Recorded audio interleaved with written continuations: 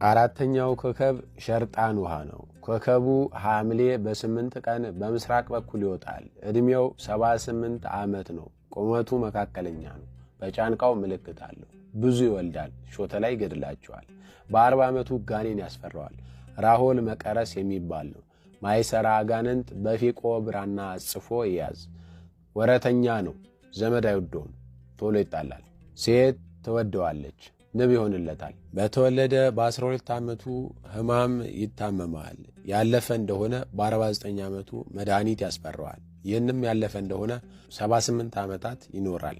ብልህ ነው። በመጀመሪያ ዘመኑ ደስ ይለዋል። ላምም ይረባለታል። በ30 ዓመቱ ገንዘብ ያልቅበታል። ከሰው አገር ብሄድ ንግድ ይሆንለታል። የልብ ሕማም፣ የዓይን ሕመም አለበት። ደም ተፍቶ ይሞታል። ሐሰተኛ ነው። ይምላል። ለሴት ገንዘብ ሰጭ ነው። የሰው ሐሳብ ያውቃል። ብልህ ነው። 3 ሴት ያገባል። 7 ልጅ ይወልዳል። 4ቱ ይተርፋሉ። በ40 ዓመቱ በዘመነ ዮሐንስ በሚያዝያ ወይም በታኅሳስ የታመመ እንደሆነ ዋኖስና ፊቆ ይብላ፣ በደሙና በፈርሱም ይታጠብ፣ ይድናል። በ12 ዓመቱ ሲታመም ጥቁር ተባይት በግ ይብላ፣ በፈርሱም ይታጠብ፣ ሐሞቱን ይጠጣ፣ ይድናል። ጥቁር ከብት ያርባ። ቀይ ሴት ያገባ እንደሆነ ድድ ሕማም፣ ፈንጣጣ ይጻረረዋል።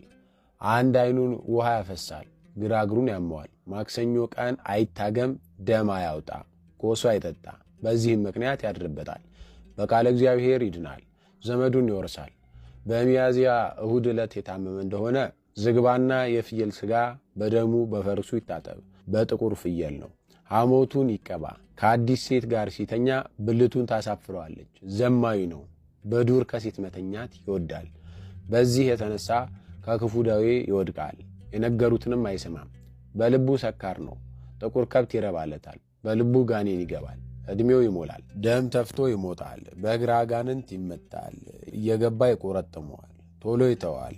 ራሴን፣ ወገቤን፣ ልቤን፣ ዓይኔን ይላል። ሴት ዓይነ ጥላ አለችበት። ገንዘቡን ትበትንበታለች። ያመዋል። ሹመት፣ እርሻ፣ ንግድ ይሆንለታል። ኩሩ ነገር ይወዳል። ልበ ኩሩ ነው። በዘመነ